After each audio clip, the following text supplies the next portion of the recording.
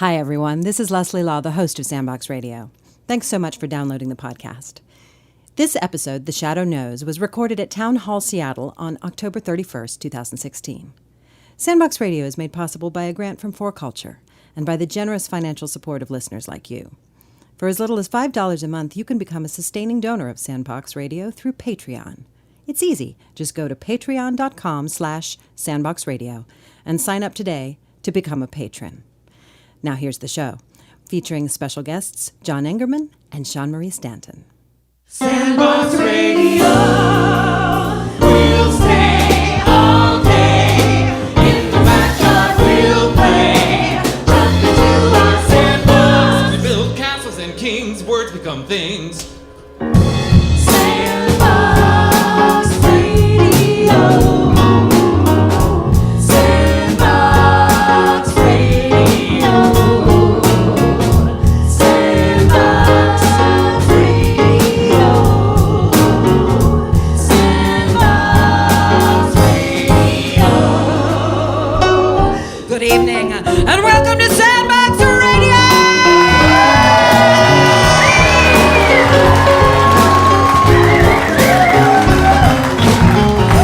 Coming to you live from Town Hall in the heart of downtown Rain City, Seattle.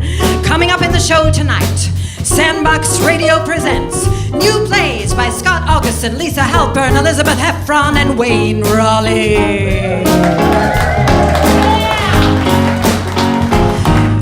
A short story from the master, Edgar Allan Poe, and more, oh, so much more, with original songs from special guests John Engerman and Shawnmarie Stanton. Featuring all your favorite Sandbox Radio players, including from Classic King FM, Marta Zekan. And the Sandbox Radio Orchestra, led by Jose Juicy Gonzales.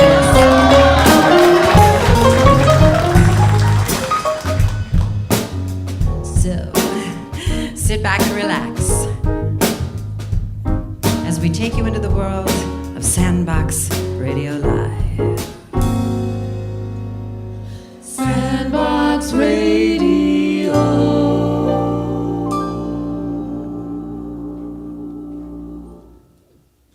My name is and always has been Gremte Lautke.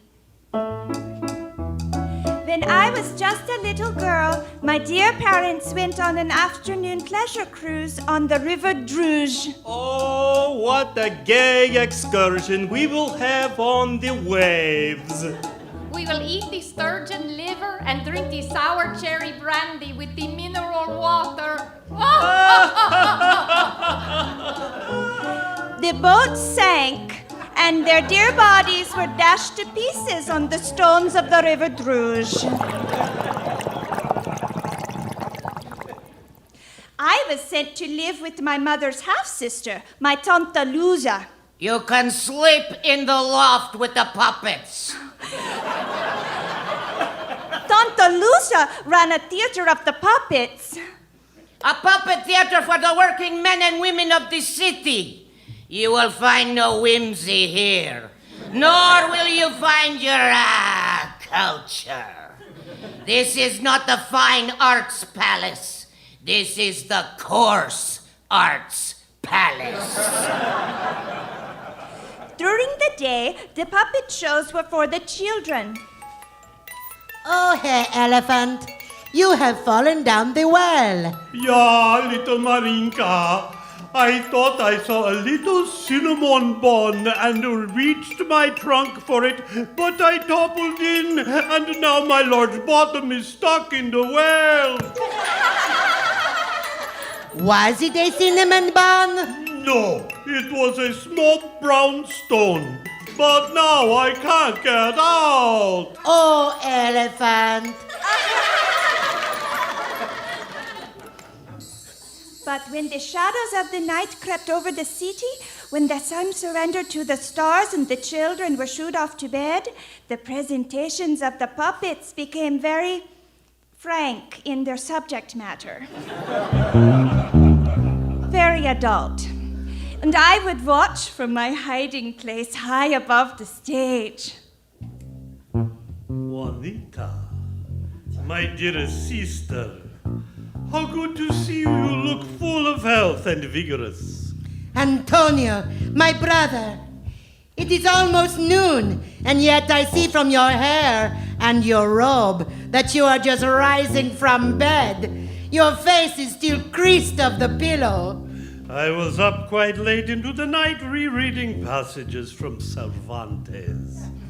Oh, Antonio, all of your life you've been such a terrible liar. Juanita! I know you have been laying down and commingling your body with the body of my fiancé Carlos. No! Do not deny it, Antonio. You have been secret lovers since last harvest. He craves your manly flesh and not the bosom of my womanhood. I am sorry, Juanita, it is true. He worships the spire of my cathedral and not the water of your humble baptismal font. Then there is only one thing to do. Oh, Juanita has a knife, a wickedly sharp knife. That is what a scorned woman will do. Stab people.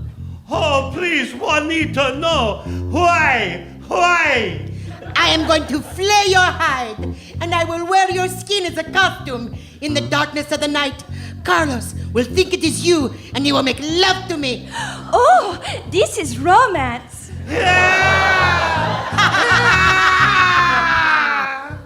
Hello? Oh, it is Carlos. Antonio! Juanita! What have you done? Love me!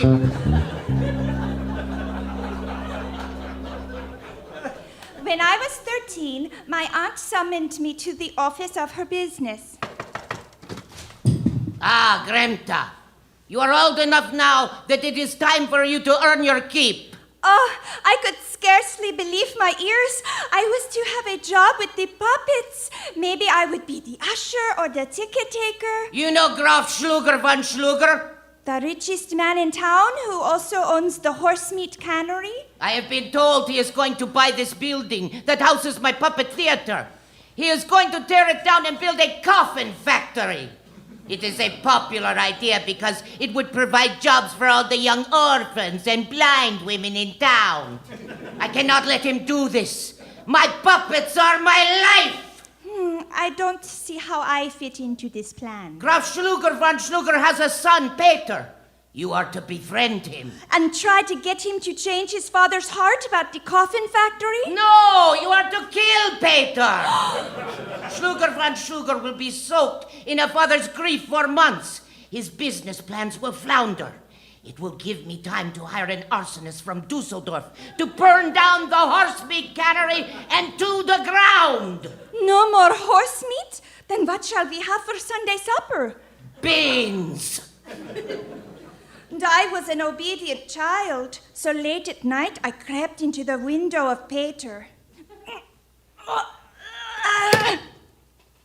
Who are you? Me? Yes. It is just Greta Lautke. Why are you creeping in the window of me? It is very late. I have seen you walking about town in your gray jacket and blue trousers and the funny Austrian hat with the grouse feather. I thought we could be friends. You thought we should be friends, and so you crawled in my window at almost midnight? Do you see how strange that is? Yes, it might seem strange to the person whose room it is. No matter.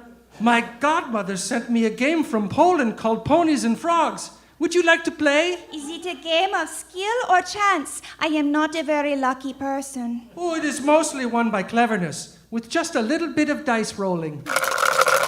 And so we played the silly game. Ha! Look! Your frog is riding my pony! And we talked of our mutual love of concertina music and stale brown bread dunked in salty cabbage broth. Before I could stop it, we were friends, and that meant we were doomed. It is your turn, little friend. Peter, I must tell you who I am. I know who you are. You are the girl who lives in the puppet theater. Papa says show folks are prostitutes and vagabonds. It is worse than that.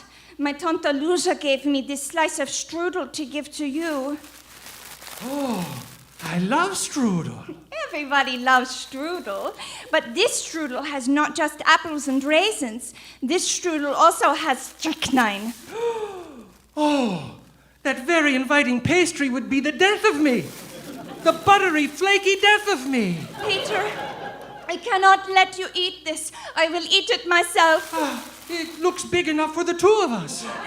Yes, Tante Lucia is known for her large baked goods. Do you have the warmth and affection for your aunt? I wish very much, and have prayed to the infant of Prague to have a place of love, or even tolerance in my heart for her. But she has always let me know that I am a burden. And you? Do you love your father? Well, I am a disappointment to him. No one would miss us. No one at all. Tea would be lovely to wash down this strudel. I will ring Holga to bring tea, and let me get my pen and ink and fine Icelandic stationery. We will compose notes of suicide to my father and your aunt, telling them to look for our bodies in the horse meat canning factory. And so we wrote the notes and arranged where our bodies would be discovered. In the wee hours, Peter's father, Graf Schlüger von Schlüger, and my Tante Lucia rushed to the house of equine flesh. They beheld in front of their eyes 2 small, lifeless heaps. Oh, Peter, my son! Granta! Oh, Lucia, Von Schlüger, this is your handiwork. shut up! I am not a child killer. I please children with puppets. I don't slaughter the innocent, but you would stop at nothing to get your way. Yes, maybe, but not this time. Where are your tears for your son? Where are the tears for your niece? You son of an old goat! You have not changed since we were 16, and we would go under the hazelnut trees and have the intercourse until we were sore of the privates. And now we are the most bitter of enemies. Why do you really seek to close the puppet theater? How else could I get your attention? Do you really think I am the sort of woman who could make love in the same room as cadavers of 2 children? No. Should we move the bodies? That's what I was hinting at. Come, let us hop up on the conveyor belt and get them out of sight. What? How strange. Oh, these are not the bodies of children. Ugh. They are sacks of root vegetables. Who would play such a prank? Now, Peter? Yes, Grandpa. Throw the switch to start the conveyor belt. What is happening? Oh no! We are trapped in the processing line! Our bodies will be taken to the cooking vats and the chopping stations. We will end up in cans labeled Grade B horse meat. Aha! Grandpa! Peter! Where did you children learn such wickedness? We learned it from you. Yeah. We are doomed. I believe there is just enough time to make love before we are killed by your machinery and rendered into anonymous chunks of meat. And so, Peter and I watched the lurid coupling and dismemberment of our family. Flesh brought together, flesh torn apart.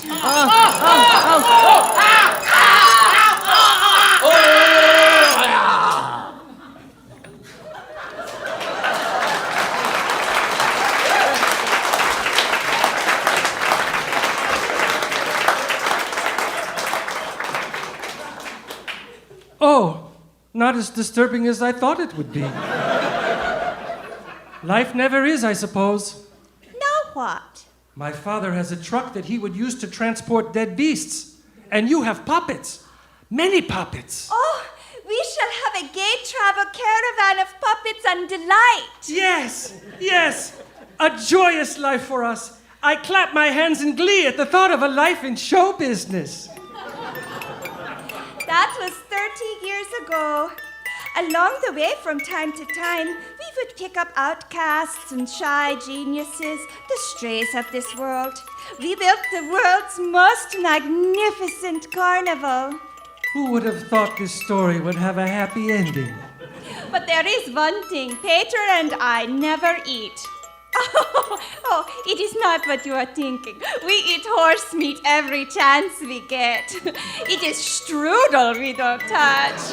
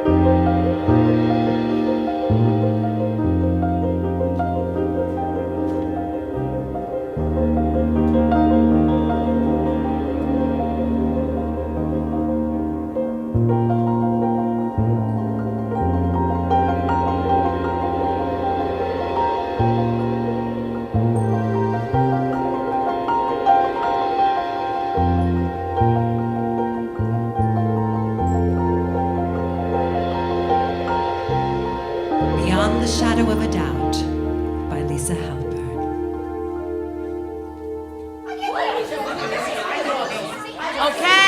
Okay. I'd like to call this emergency meeting to order. I said order! This whole thing is out of order. Why did you have to get us out of bed in the middle of the night? Shadow 47, you ask that every time. Our meetings have to happen on a moonless night. It's the only time shadows won't be missed. Whoa! I've never seen so many shadows. Right, Shadow 130,000? I heard they invited every shadow in the Western Hemisphere. Who knew you could fit so many shadows in a room? Fine. So what's the fire drill about? Settle down, 47. Here's the sitch. 12 is in a serious pickle. Tell him, 12. Well, I've left my person. Wait. So, wait. I thought you were just thinking about it. Ah, geez, she's lost it. Don't make me cite you in contempt again, 47. Why would you do such a drastic thing, 12? I want to be center stage. I want to be the important one. I'm tired of being a tag-along. I feel like an unpaid escort. Deal with it. This job isn't just about public service. It's your duty. It's your destiny. No, I'm out. What happened, 12? Well, that's just it. Nothing ever happens. My person is a dullard. I gotta schlep around with her 24/7 and she never does anything I want to do. She goes to the same places day in, day out. Doesn't she get sick of it? Doesn't she want to try something new? Well, I do. I can't believe you two split up. Just thinking about it gives me the hiccups. Everything gives you the hiccups, 3. You're afraid of your own shadow. Let's keep the personal digs to a minimum, all right, 12? Sorry, President S. Sorry, 3. That's okay. Clearly, this feeling has been lurking in the shadows for a long time. Lurking in broad daylight's more like it. If I feel this way now, imagine how I'm going to feel 5 years from now. If this is the shadow of things to come, I don't want any part of it. Order! 12, how could you do this? I just want something more, better. Is that a crime? Be honest. Did you see some other shadow's person and develop a crush? No, I'm not that kind of shadow. I just want to shadow any person or thing I desire at the moment. A free spirit. Spirits can be free. Why not shadows? This is so wrong. Last warning, 47. We're in big trouble here. You're right. We gotta pull out the big rays. It's reflection time. Do you remember the first time you encountered your person 62? Like it was yesterday. He was just a baby. Cutest thing you ever seen. We were at the beach, and he noticed me for the first time. What a feeling. I'll never forget it. For me, it was on the school bus. I'd waited my whole life, and then it happened. She looked over and noticed me. I could see it dawn on her that I'd been with her the whole time. 12? I'm sorry. I can't take it anymore. According to the Shadow Code, you have to take it. It's your life's mission. You've been assigned to this detail, and you better take it seriously. This isn't a restaurant. You can't order the perfect person. You gotta take what you get. I don't have to take orders from a book of codes or from any of you. Admit it. This is just a shadow government. You have no real authority over me. You gotta trust in the basic tenets But I don't trust it anymore. I don't believe that only the shadow knows. Why are we shadows? That's one of the great mysteries. It's not fair. Oh, you know the gig, 12. We stick with them no matter what. Even when your person changes significantly, loses a limb, gains a lot of weight. It can be challenging for a shadow to reflect a person no matter what. But we don't just leave. Yeah, don't be crazy. No shadow has ever jumped ship. There's a first time for everything. Your person will have no shadow. How can you live with yourself? Who's your person, 8009? Bob. I love Bob. He's kind, funny, total activist. I mean, sure, he's always got a 5 o'clock shadow, but he amazes me every day. Bob doesn't know you exist. If you left, he wouldn't even notice. Okay, sure. Rarely do they pay attention to us after the age of 5. But there's a deep loneliness that our presence keeps at bay. Whether they know it or not, we're essential. But shouldn't we have a choice? Come on, don't you all want more? Well, now that you mention it, I kind of do. Sometimes it's a hassle being the reflection of a corporeal being. Yeah, always waiting for the light to bring us to life. To be honest, I've always wished we could reflect colors. I want to be purple so bad. I'm with him. I dream of having dimension. You know what drives me nuts? Bob grinds his teeth. You think you got it bad, 12? My guy is rotten to the core, and now he's running for president. Ugh. You don't see me complaining. Everyone's got their cross to bear. Every person gets a shadow. I know it's not easy, 12. But you gotta get a hold of yourself. You gotta reconcile with your person. Doesn't it matter that I don't love her? Well, it's better if you love them, sure. But not every shadow loves their person all the time. The world doesn't come to an end, but it will if you do this. Madam President, what exactly are the consequences for an act of defiance like this? Will she be put on trial? Worse. It could unravel the space-time continuum. Are you serious? Deadly. The shadow world has a tenuous relationship with the light. If we shadows don't hold up our end of the bargain, our people will die. She can't do this. She'll put every one of us at risk. I don't want the world to end. I don't want to walk through the valley of the shadow of death. I'm too young to evaporate. I'm sorry. I didn't realize. Let's take it down a notch, shadows. Everyone, close your eyes. Breathe in. And breathe out.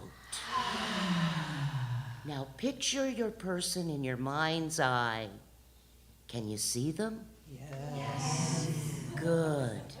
Now think about what you love about them. Her smile. The way she bites her lower lip when she dances. Can you think of something you love about your person, 12? can't. Try. Oh, okay. I like when she stops to hug a tree. That's kind of sweet. Yeah. And when she gets the cup and paper out to save the ladybugs that accidentally fly into the house, she takes them out one by one, patient as you please, because she wants them to be happy.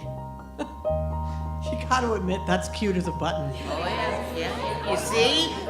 You see, I bet there's a lot of remarkable things about her. You gotta stop assuming you know everything there is to know and rediscover her. Love her for who she is today. Love is strange, isn't it? Yep. It's a gift for as long as you remember it is. I can work with that. That's all we can ask of you, of ourselves. Beyond the shadow of a doubt. Sun's gonna rise soon. Another beautiful day to be a shadow. Meeting adjourned.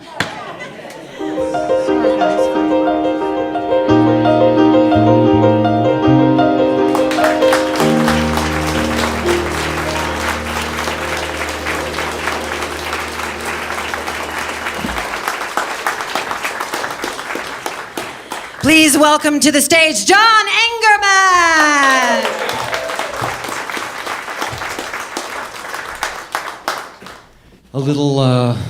This is a little gothic art song, just for the occasion.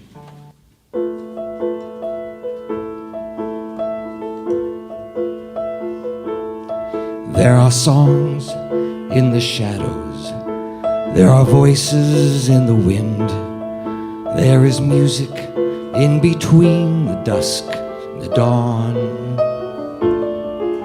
For those who will listen, in the distance, there's a call to arise and follow on. Follow deep in the shadows, follow high on the wind, the echo of wonder, echo of danger.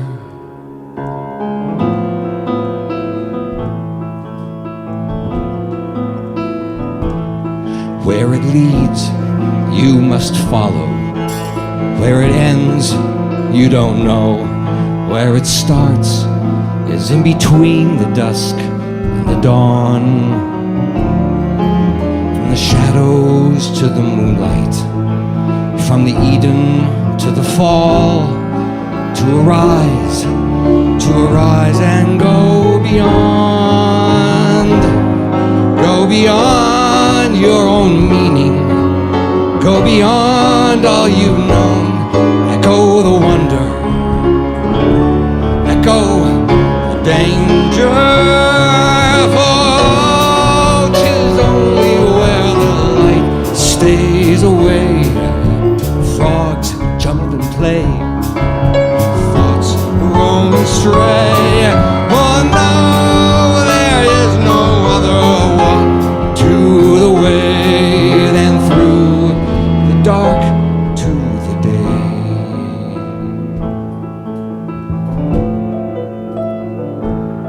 Like the shadow knows the moonlight, like the wind knows the leaves, like the music knows the silence between dusk and dawn. In the margins of your vision, in the shadows on the wall, comes a whisper to arise and carry on. Carry hope to the trenches, carry peace into war, and echo the wonder, echo the danger, echo the thunder. Welcome, stranger, like the shadow knows the moonlight.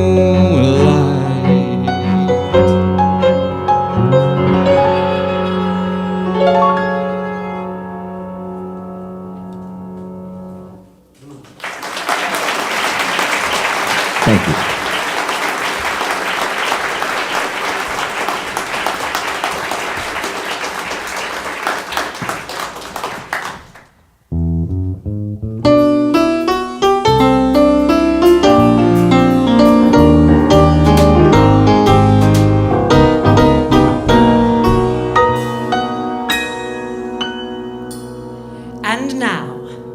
installment of Plattitudes from the mind of Peggy Platt.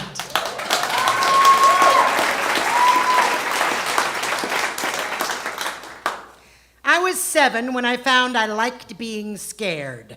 It was the weekend before Halloween. I was supposed to be asleep when I snuck into the living room to watch TV from my hiding place under the coffee table, Hitchcock, The Birds. I nearly choked on the sleeve of my flannel nightie when Suzanne Plachette was dive-bombed and blinded by crazed seagulls. My forbidden hideout only heightened my fear, and even more exciting was the reactions of my mom and dad. Whoa! Such a fuss about a few birds. That's it. I'm out of here. Right behind you. And that was it. I liked being scared, and I would be scary for Halloween. No more hobos or gypsies or Princess anyone. I put my mom's black slip on and combed my dad's Grecian formula into my light brown hair and became the scariest woman I knew, Morticia Adams.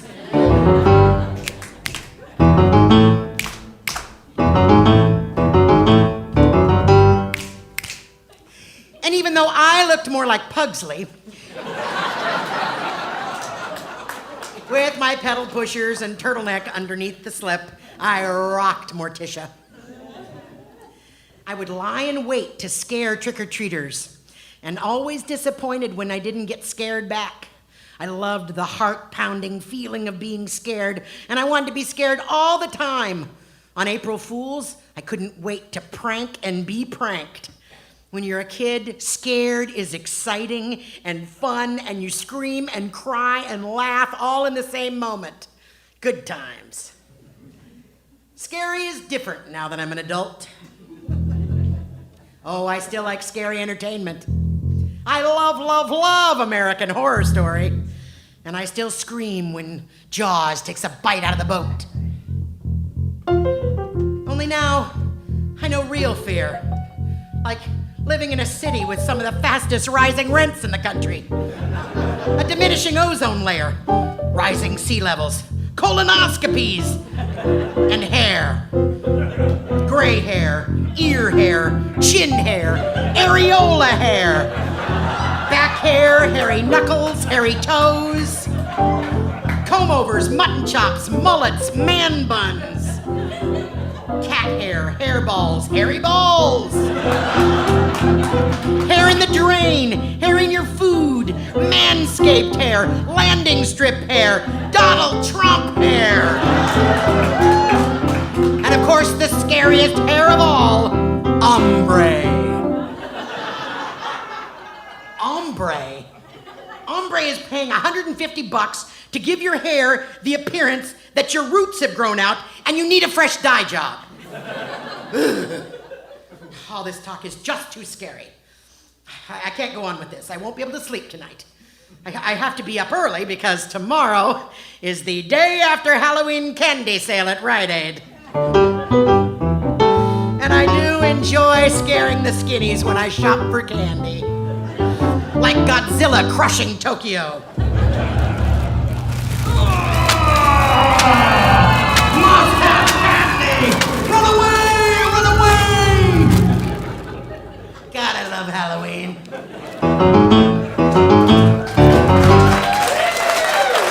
Peggy Platt, everybody!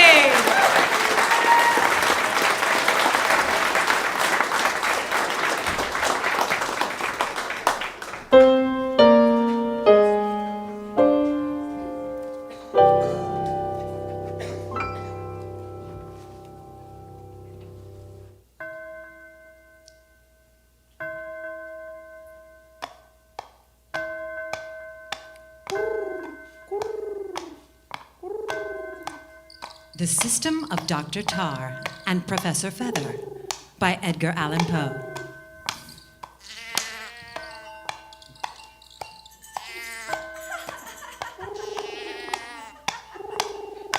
During the autumn of 1848, a tour through the extreme southern provinces of France led me within a few miles of a certain maison de santé, or private madhouse, about which I had heard much from my medical friends in Paris. As I had never visited a place of the kind, I thought the opportunity too good to be lost. Turning from the main road, I rode some 2 miles through a dank and gloomy wood. When the Maison de Santé came into view, it was a fantastic chateau, much dilapidated and indeed scarcely tenantable through age and neglect.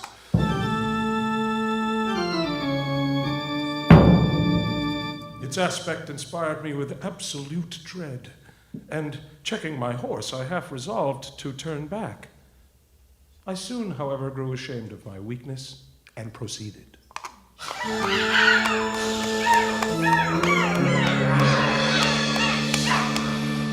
Ah, the gate. It appears to be unlocked. Strange, as the regulations of these private madhouses are more rigid than the public hospitals. Bonsoir. Oh!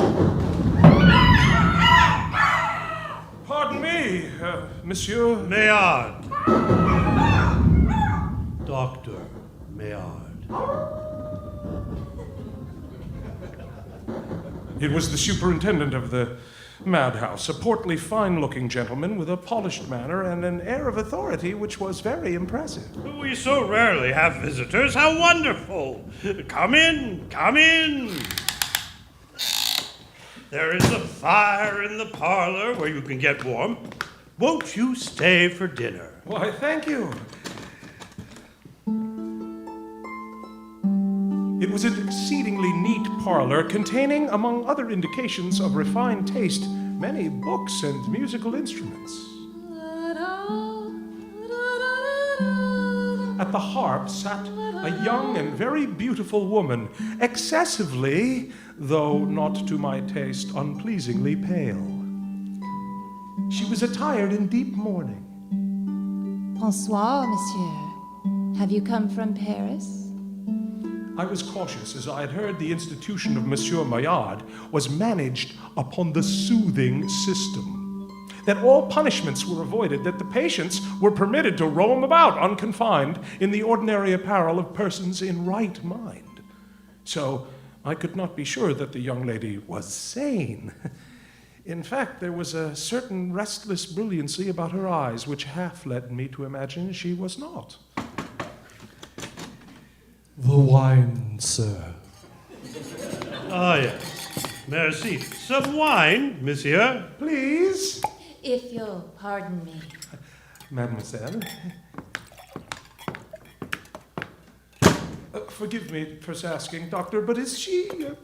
Oh, no. A member of my family, my niece. Oh, 1,000 pardons. I just thought it possible, you know. Oh, rather, it is myself who should thank you for the commendable prudence you have displayed. While my patients were permitted the privilege of roaming to and fro at will, they were often aroused to a dangerous frenzy by injudicious persons who called to inspect the house. You never confined your patients? Very rarely. And you had no punishments of any kind? None. The word lunacy was never employed. We contradicted no fancies which entered the brain. On the contrary, we encouraged them. We have had patients, for example, who fancied themselves chickens. The cure was to insist upon the thing as a fact, and thus to refuse them any other diet for a week than that which properly appertains to a chicken. In this manner, a little corn and gravel were made to perform wonders. Fascinating. But this soothing system is no longer in force? Decidedly. Oh. It had its disadvantages, even its dangers. After dinner, I will be happy to take you over the house and introduce you to a new system of my own invention, which, in my opinion, is incomparably the most effectual as yet devised. Dinner is served. Shall we?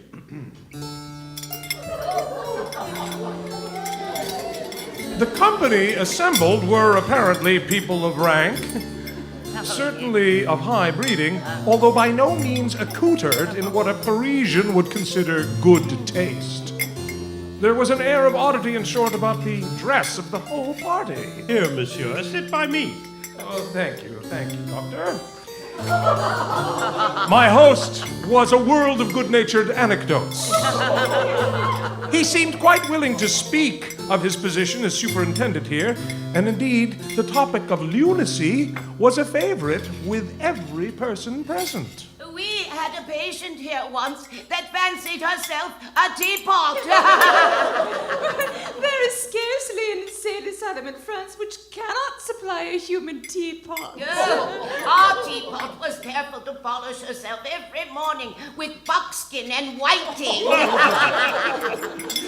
We had here, not long ago, a person who had taken it into his head that he was a donkey. He was a troublesome patient, and he was perpetually kicking out his heels. Oh, monsieur, upon my word, you are nearly as great a donkey as that poor unfortunate imagined himself. Whee! Your acting is very natural as I live. Whee! We had a patient once upon a time who very pertinaciously maintained himself to be a Cordova cheese. And went about with a knife in his hand, soliciting his friends to try a small slice from the middle of his leg. Oh, he was a great fool, but not to be compared with a certain individual whom we all know. Who took herself as a bottle of champagne and always went off with a pop and a fizz in this fashion. And then there was Petit Gillard, who thought himself a pinch of snuff, and was truly distressed because he could not take himself between his own finger and thumb.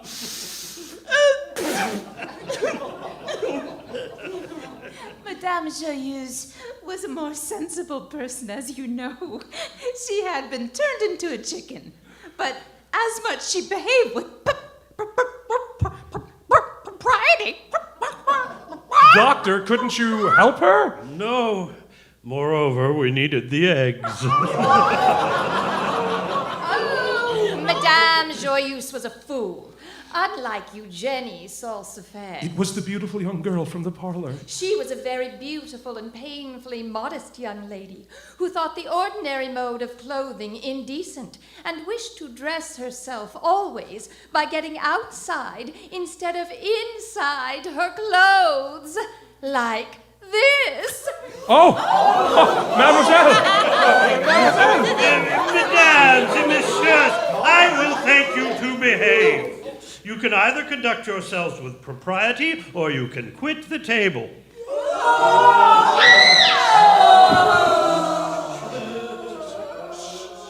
My God! Who is that? The lunatics every now and then get up a howl.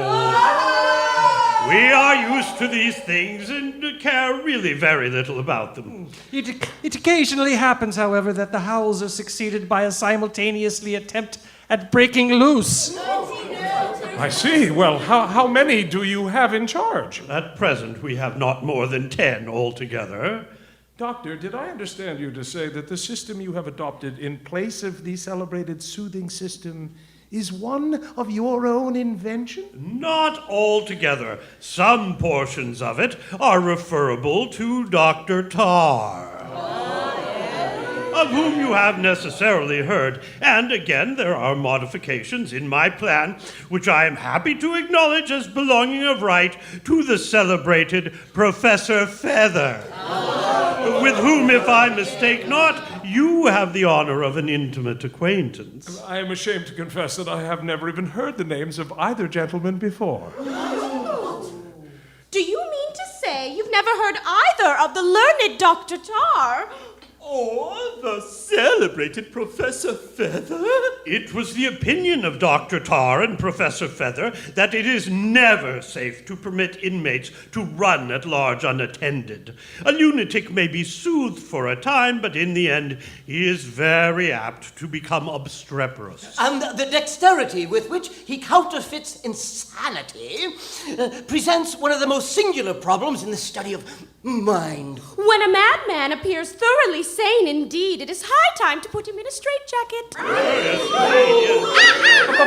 But, my dear doctor, have you practical reason to think liberty hazardous in the case of a lunatic? Why, a singular circumstance occurred in this very house. The soothing system was then in operation, and the patients were at large. One fine morning, the keepers found themselves pinioned, hand and foot, and thrown into the cells, where they were attended as if they were the lunatics, by the lunatics themselves.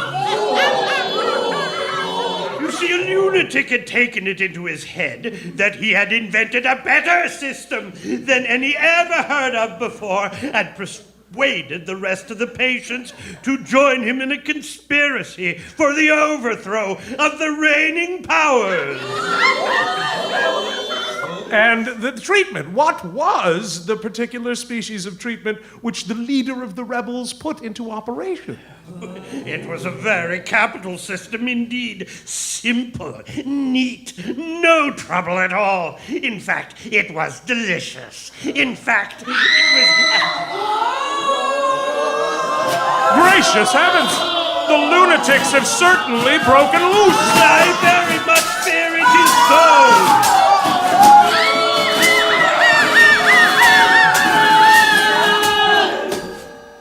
And now came the climax.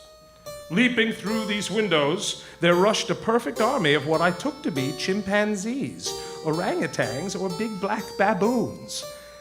The keepers, having been suddenly overpowered, had been tarred, feathered, and then shut up in underground cells.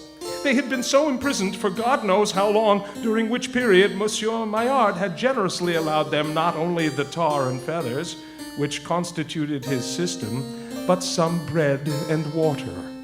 At length, one of them, escaping through the sewer, gave freedom to all the rest.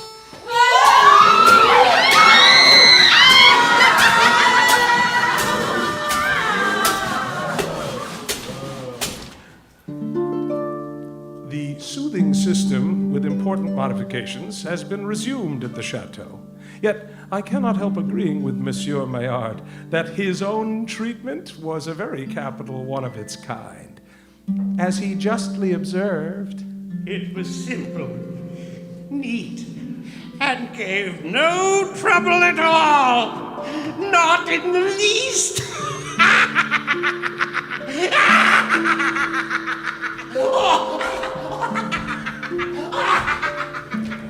I have only to add that although I have searched every library in Europe for the works of Dr. Tarr and Professor Fether, I have, up to the present day, utterly failed in my endeavors of procuring an edition.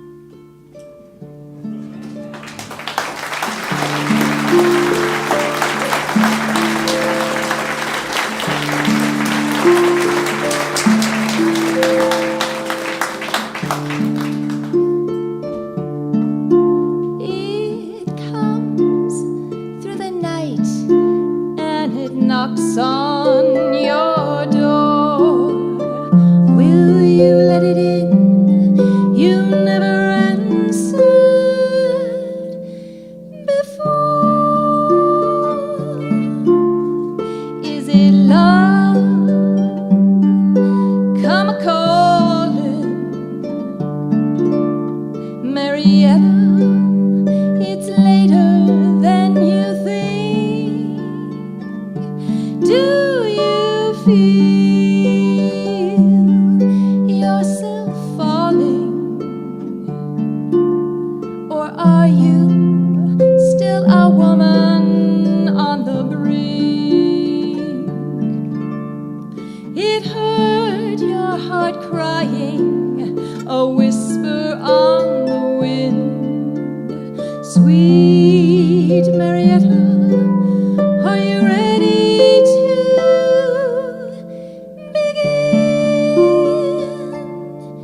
Is it love? Come calling,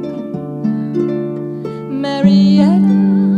It's later than you think.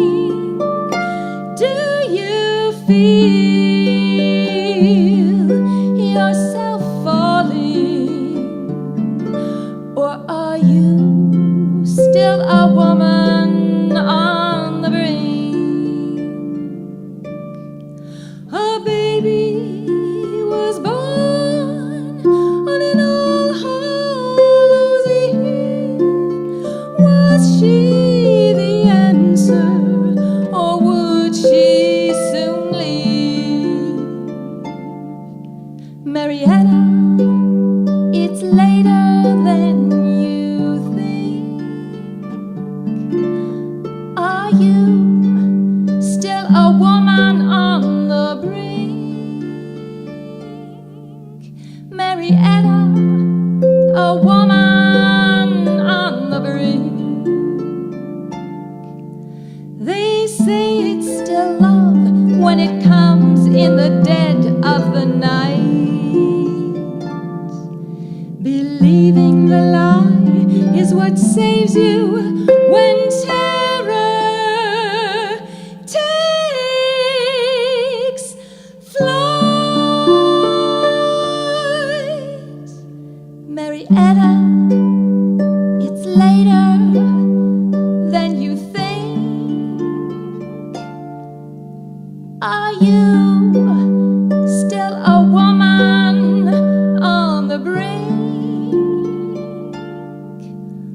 Always a woman on the brink, and it's always later than you think.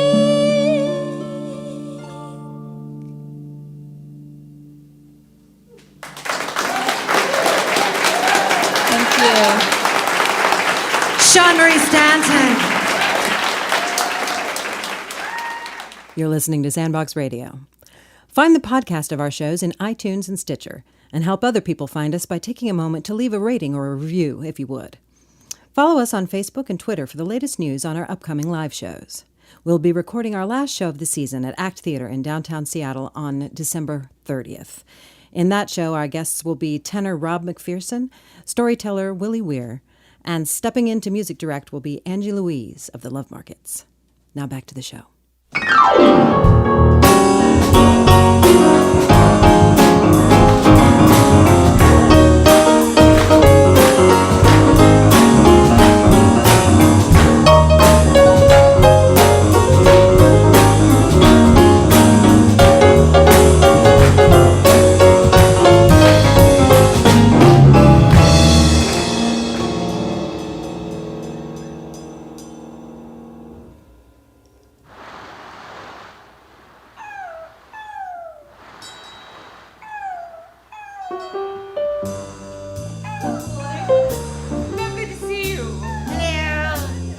I love the star on your belly. It's gorgeous. Hey!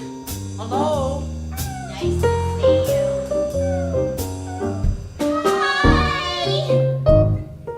Harumph! Now, the star-bellied Sneetches had bellies with stars. Oh, you're beautiful. The plain-bellied Sneetches had none upon theirs.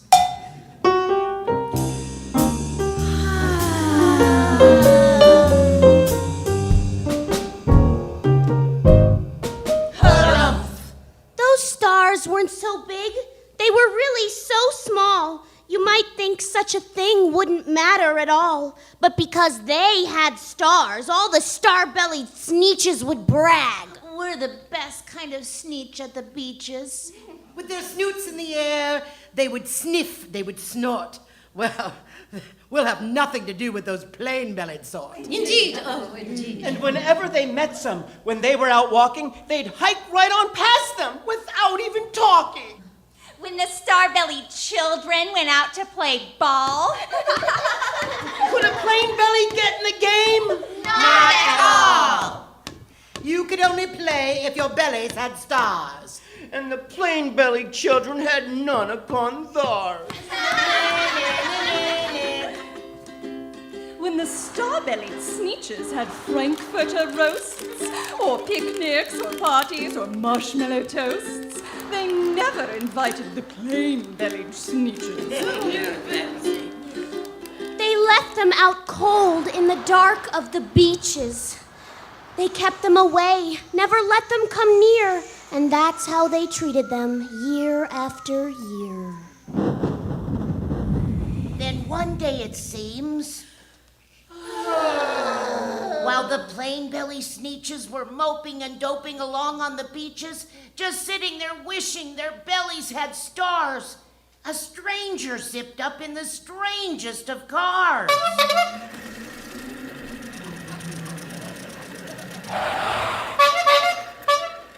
My friend, He announced in a voice clear and keen. my name is Sylvester McMonkey McBean.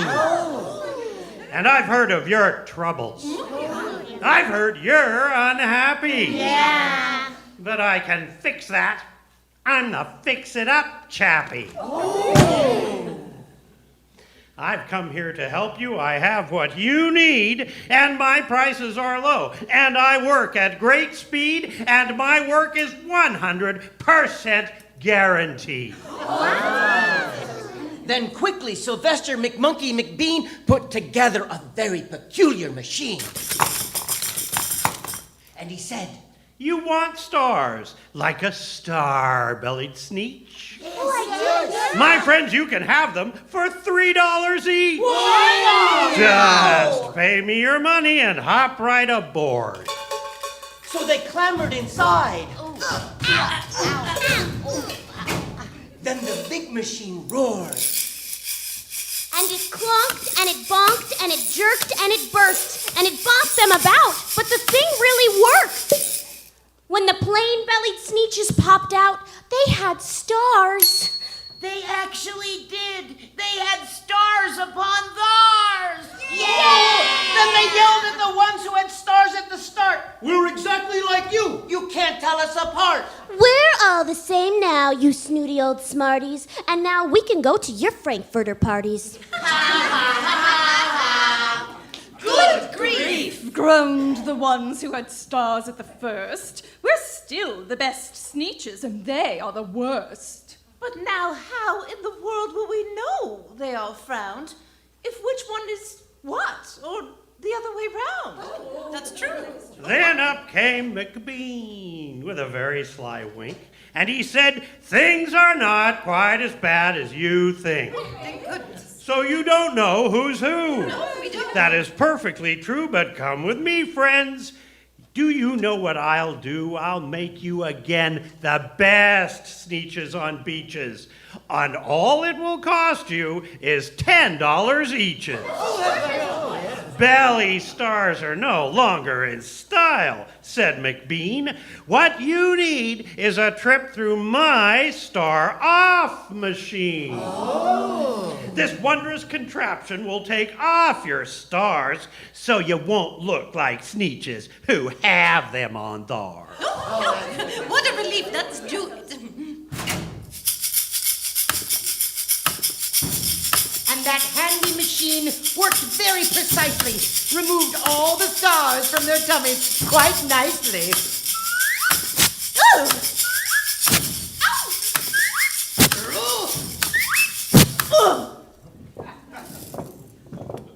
Then, with their snoots in the air, they paraded about and opened their beaks, and they let out a shout. We know who is who. Now there isn't a doubt. The best kind of Sneetches are Sneetches without.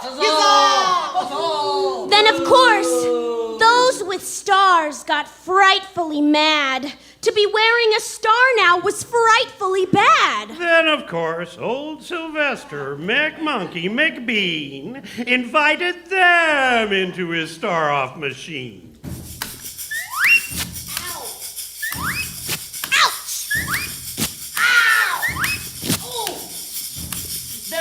course, from then on, as you probably guessed, things really got into a horrible mess.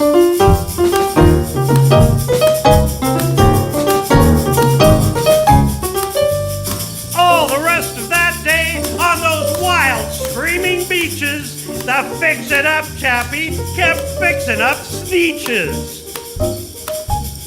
On again, off again, in again, out again. Through the machines they raced round and about again, changing their scars every minute or two. They kept paying money, they kept running through until neither the plane nor the Starbellies knew Whether this one was that one, or that one was this one, or which one was what one, or what one was who. Then, when every last cent of their money was spent, the fix-it-up chappie packed up. And he went. And he laughed as he drove in his car up the beach. They never will learn, no, you can't teach a Sneetch.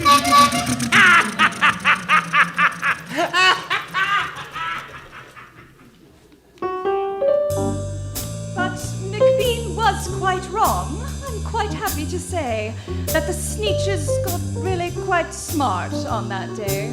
The day they decided that Sneetches are Sneetches. and no kind of Sneetch is the best on the beaches. That day, all the Sneetches forgot about stars. And whether they had one or not, upon theirs.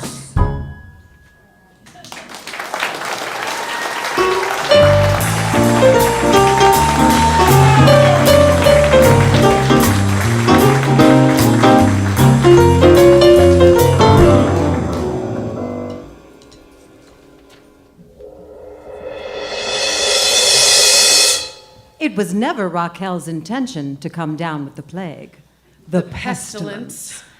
It was like everything else that happened in her life, good or bad. It wasn't on purpose. It just sprouted, sudden and spectacular, like a confused fungus. What's that weird thing on your neck? Eddie had asked.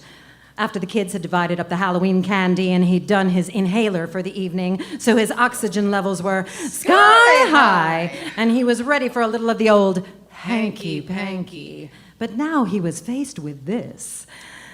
Some strange, corpulent mound staring at him from just above his wife's left clavicle. What the hell, Raquel? You took off the rest of your costume. Eddie said. Go wipe that sucker off, too. What are you moaning on about? Raquel snapped, annoyed. She'd barely settled on the sofa after picking up the kids' toys and quick mopping their decrepit kitchen floor.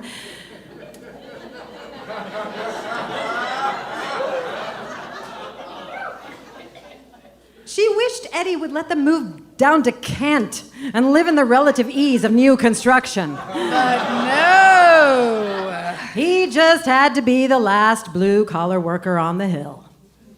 What? That! What is that thing? Eddie was pointing his big fingers at her like a 5-year-old. Raquel made an exasperated sound. Check! Pulled out her camera phone, reversed the view, and decided to take a look. She aimed it straight at her neck. Holy shit. Holy shit. It was some kind of boil, she thought, filled with greenish pus that seemed to pulsate. Is that a heartbeat? This was absolutely not part of her witch costume. Raquel's mind raced for some easy explanation. Is this what happens when you can't afford free-range chickens? Some kind of GMO thing, maybe, like a big lymphatic Monsanto surprise? I say again, what the hell, Raquel? Eddie hissed more fiercely, like she'd done this just to piss him off. Our rent's going up, the shop's gotta start paying people $15 an hour, and you go and get the freaking plague? Yeah, Eddie, I did it on purpose. Raquel snapped back, not happy with his attitude. Jesus, just calm down. It's not about you. And that was true. The Black Death had nothing to do with Eddie. Go watch the Zags game in the kids' room. She ordered, and he did. She heard the TV go on loud. Now Raquel had the problem all to herself. An undulating pustule the size of a latte lid on the side of her neck. How am I gonna cover it up for work? She thought. Wear a turtleneck? What a joke. Law firms were not into pustules or turtlenecks. They liked their paralegals svelte and semi-professional. Oh, God. Something had begun to tickle in her nether regions. Was there one down by her yaya? Under her favorite pair of Spanx? What the? Oh, God. Oh, God! This is so unfair! She had to know more. She grabbed her phone and WebMD'd it. Boo, ba, nick, plague. Raquel hit the link. And a world of woes instantly appeared on her screen. Return of a mysterious medieval... Pustules popping up all over the Pike Pine corridor. Strange fevers and visions and rapidly evolving. Raquel careened towards the bathroom and turned on her magnified mirror for a better look.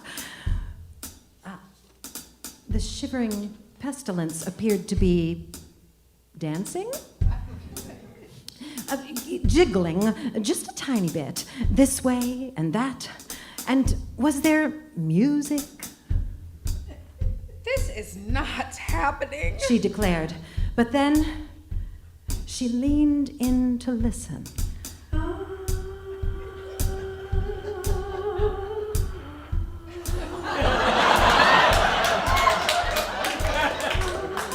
It sounded like something she knew from her childhood, something her dad would start whistling when the repo man came. It was happy, but in a dangerously demented 70s way.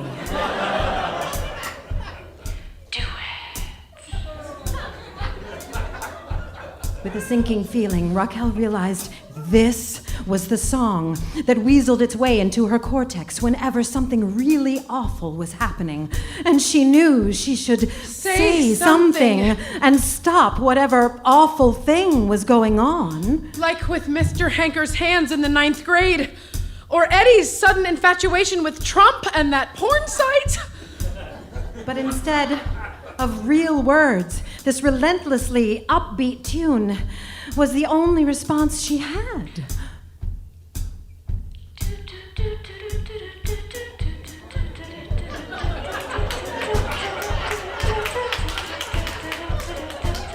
She could definitely hear it now, in all its disco glory. It was coming from her boil, which bounced and boogied and seemed to be birthing something in a John Travolta sort of way.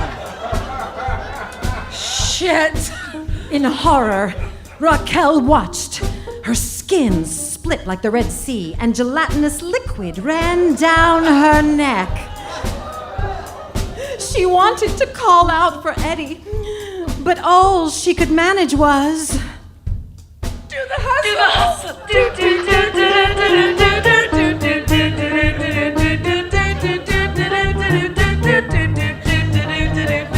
A thin, inquisitive leg appeared, shaking off pus and testing the air. Then another leg found its footing on her shoulder, and out popped the entire thing. It landed like a paratrooper. On my off-white distressed vanity! A grasshopper. A happy grasshopper. A very positive grasshopper. He was doing a locust version of the hustle. tiny, tiny little steps. Forward, forward, back, back. Forward, forward, back, back. And Raquel could sense he was smiling at her, as if to say, Hey, girl. Take a load off. Keep on trucking. It's all good. The droughts, the credit scams, the pussy grabs. Nothing to be alarmed by. Nothing to get the plague over. We'll work it out. You wait and see.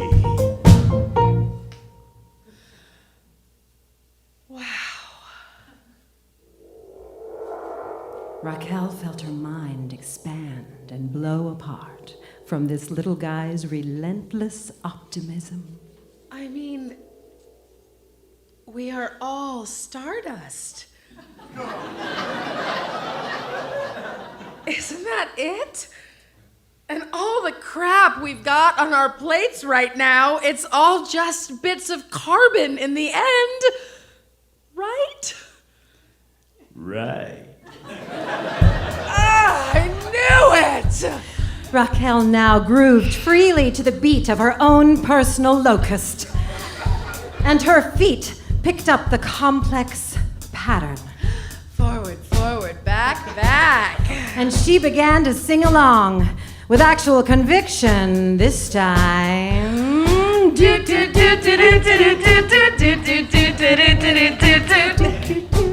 Because... What the hell, Raquel? She asked herself. Why not? And her worries melted like ice cream in July. It'll all be over in an instant anyway. This crazy election, driverless cars, my lack of a sex drive. And her heart lifted and flew up and up. Do it! Do it! As she sang and hustled her way down Harrison Street, across 12th, and deep into her own battered nirvana. Everybody now. Do the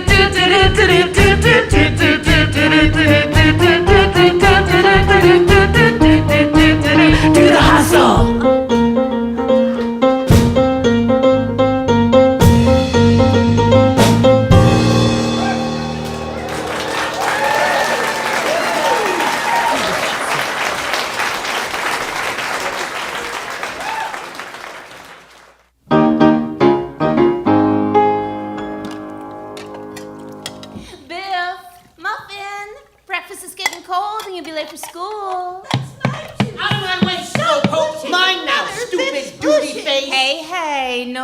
Kitchen. I know my rights. Dad! Did someone call for a lawyer? And now it's time for everyone's favorite family show. My father's a lawyer! You're out of order, Mr. Attorney. These two better start cross-examining their oatmeal.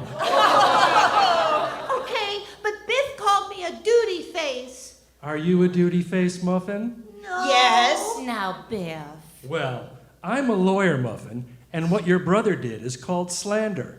Now you have cause to sue him. Don't I have a right to my opinion? Ooh. Of course. And the right to say your opinion in public.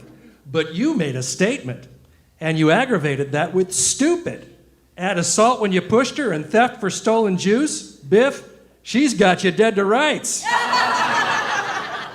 As a lawyer... Here he goes again. I can protect your rights.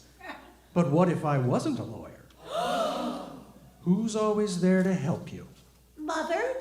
Don't be silly. Mothers aren't lawyers. What your sexist father means is that there is an organization of lawyers and volunteers whose mission it is to protect and preserve the civil rights of all Americans, according to the Bill of Rights and the Constitution of the United States of America. It's the ACLU, the American Civil Liberties Union. Gee, Mother's pretty smart, and she's not even a lawyer. Yeah, not a lawyer. Father is a lawyer. My father's a lawyer. Tune in next week when Mother's out of town. The network's calling it a break. And we hear Biff say, What does ex parte mean? Who cares? this November, when we get out and vote, honor our veterans and remember the first Americans on Thanksgiving. Keep in mind who's been working to defend and preserve the individual rights and liberties guaranteed by the Constitution and laws of the United States for almost 100 years. I know, the ACLU! That's right. Visit www.aclu.org and give generously. Or better yet, become a member today. The American Civil Liberties Union. Because freedom can't fight for itself.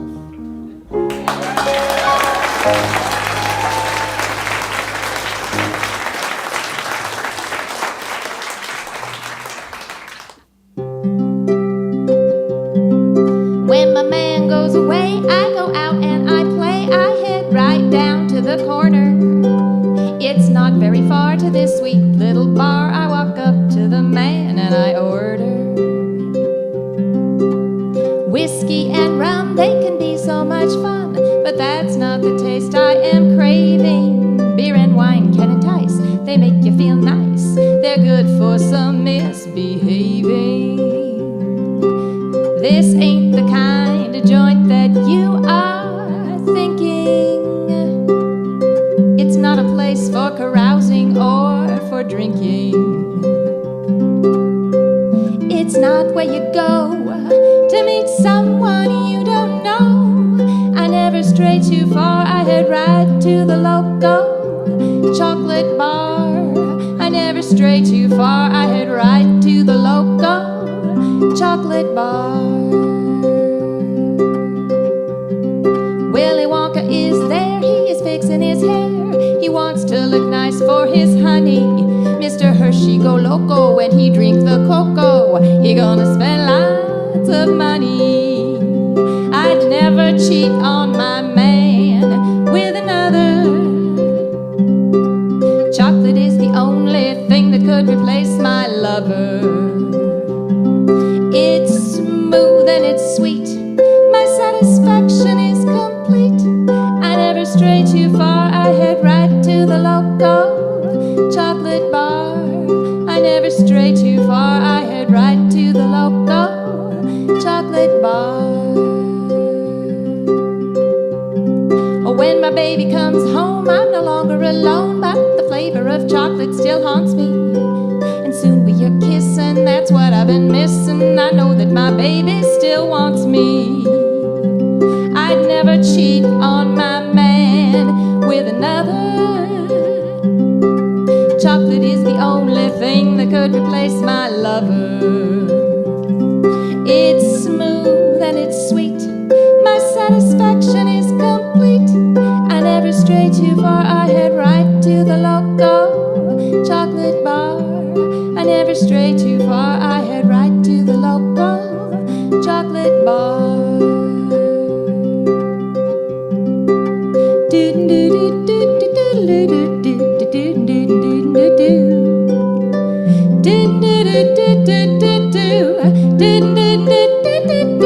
I never cheat on my man with another. Oh no, chocolate is the only thing that could replace my lover. It's smooth and it's sweet. My satisfaction is complete. I never stray too far. I head right to the local chocolate bar. I never stray too far. I head right to the local chocolate bar.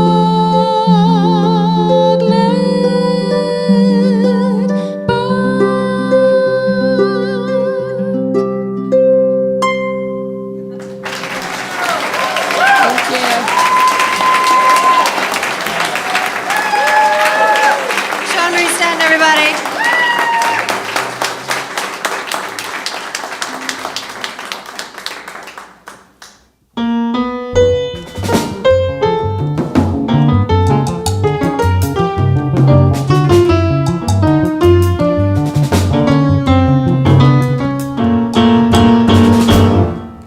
entropy, chaos, oblivion. The forces that shape our destinies watch as we blunder about within our self-imposed asylums. They are observing us from that unfathomable region, that place from which no traveler returns unchanged, from beyond the box. When the world's gone a little crazy, one thing gets you through. You've got a family to protect, a family who loves you. But even love is not enough to keep you out of harm. We can ask our questions later, and you can fall into my arms.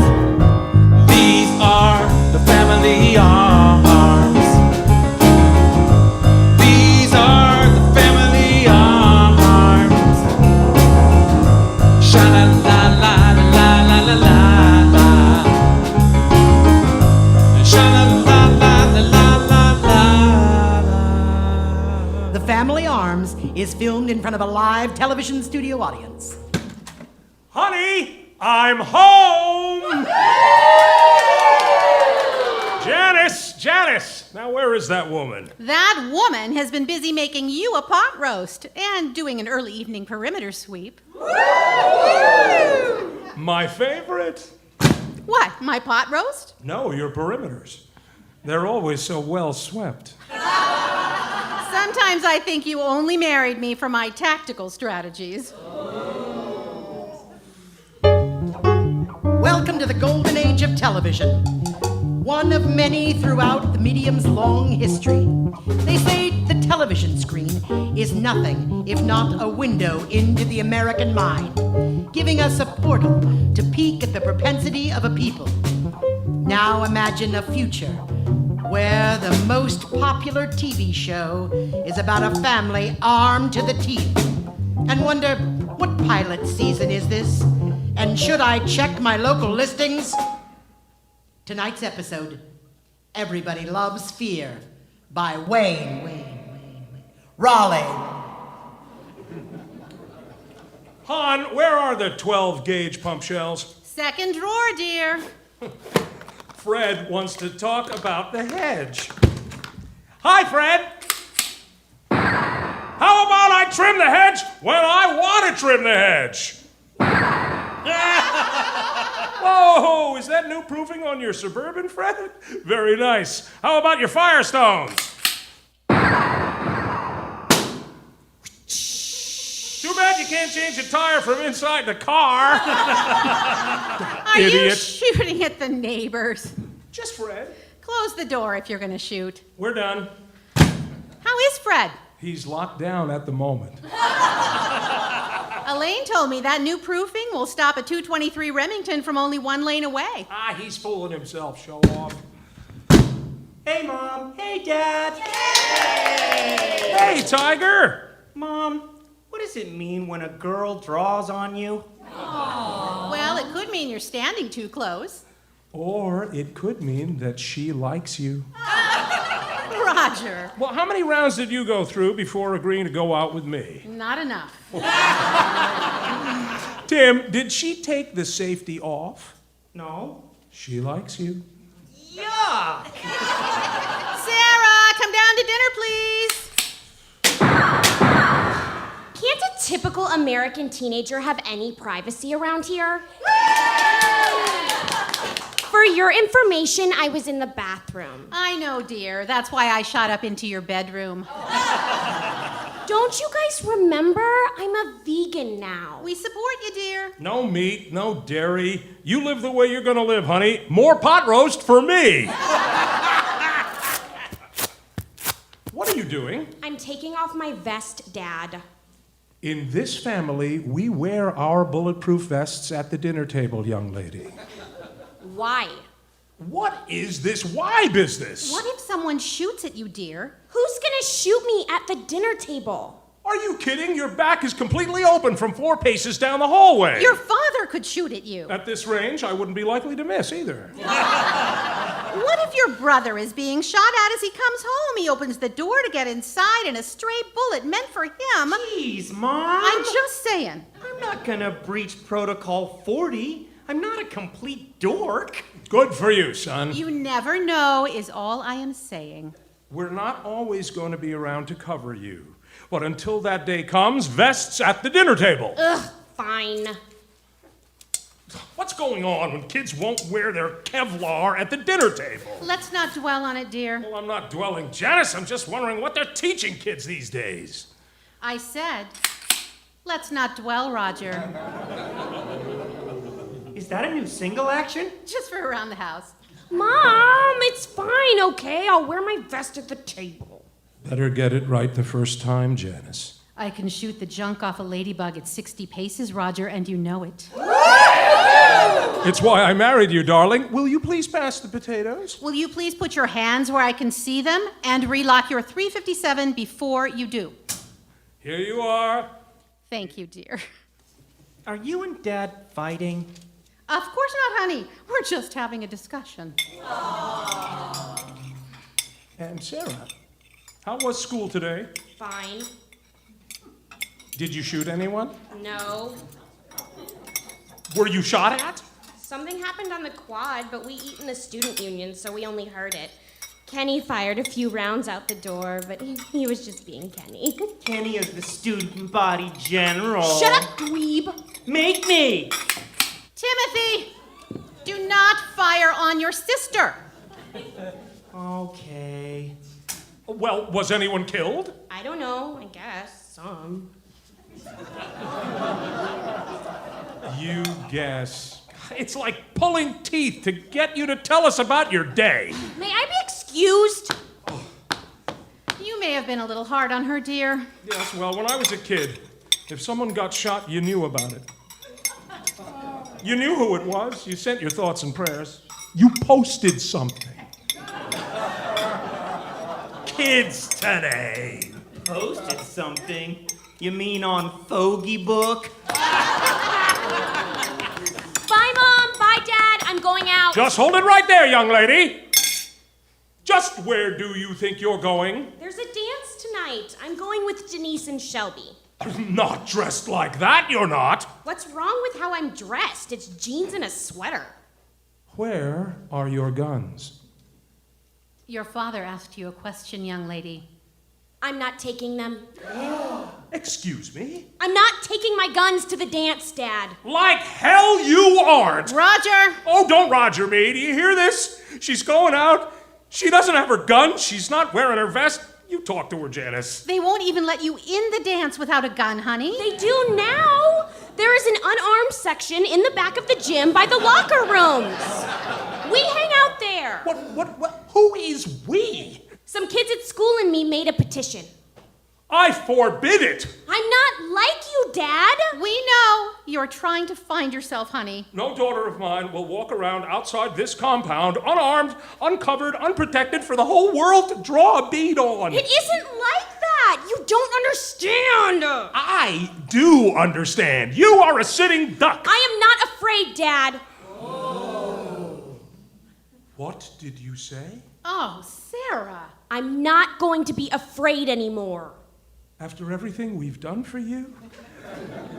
After everything I've taught you? Dad, This is just a phase. You know, you'll grow out of it. You are afraid. No, I'm not. This is me. I'm not going to be afraid. I'm going to be brave. Not in this house, you're not. You can't stop me, Dad. I'm brave. I'm sorry if that hurts you. I'm going to the dance. You are not leaving this house unafraid, Sarah. Roger, calm down. Are you going to shoot me, Dad? I have to keep you safe. Roger, for God's sake. Be afraid. I'm not a little girl anymore. Please, be afraid. I won't. I'm turning around now. Please be afraid. Please be afraid. I love you, Daddy. Please be afraid. Please be afraid. Please be afraid. Why is Dad lying on the floor curled up in a ball like that? Well, he's either having a complete and total nervous breakdown, or he's got a teenage daughter. We are the family arms.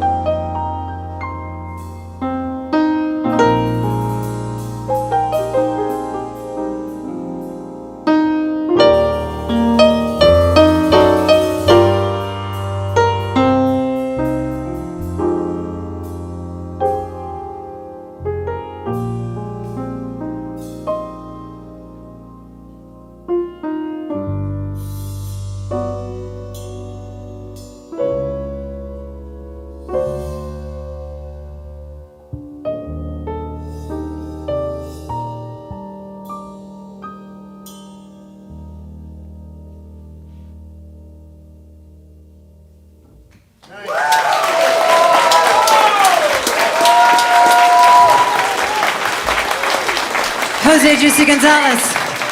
Michael Marcus on the bass. Dan Tierney on the drums. We miss you, Mr. Gene Wilder.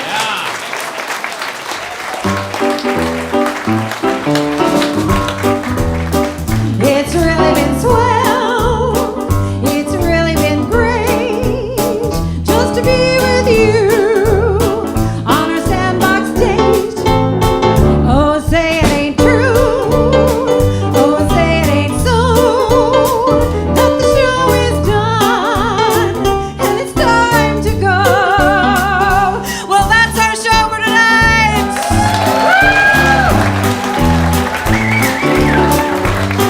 In tonight's episode, the Sandbox radio players were Eric Ray Anderson, Pilar O'Connell, John Wall, Imogen Love, Catherine Van Meter, Sarah Harlett, Peggy Platt, Rebecca Olson, Marta Zegan,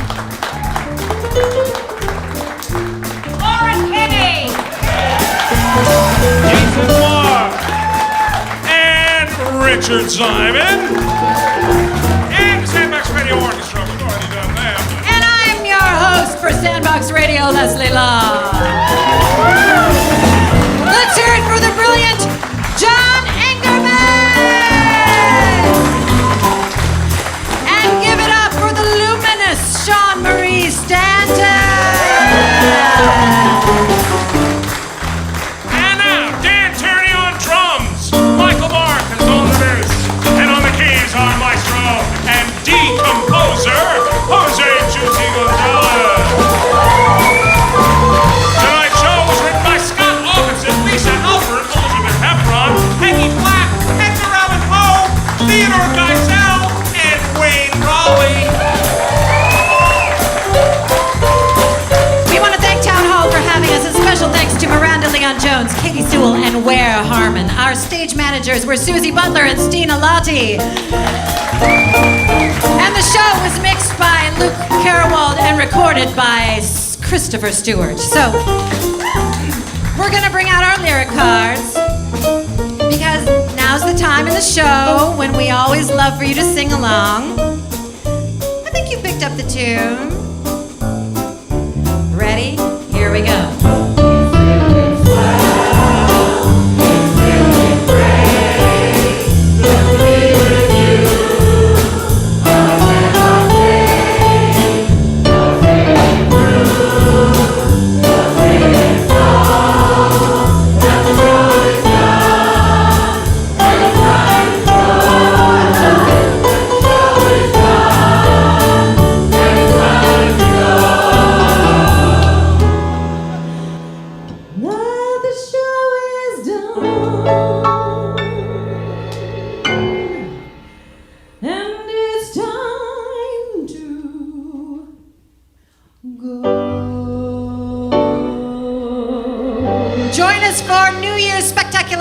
December 30th at Act Theater, when our special guests will be Metropolitan Opera tenor Rob McPherson, storyteller Willie Weir, and special guest music director Angie Louise. Good night!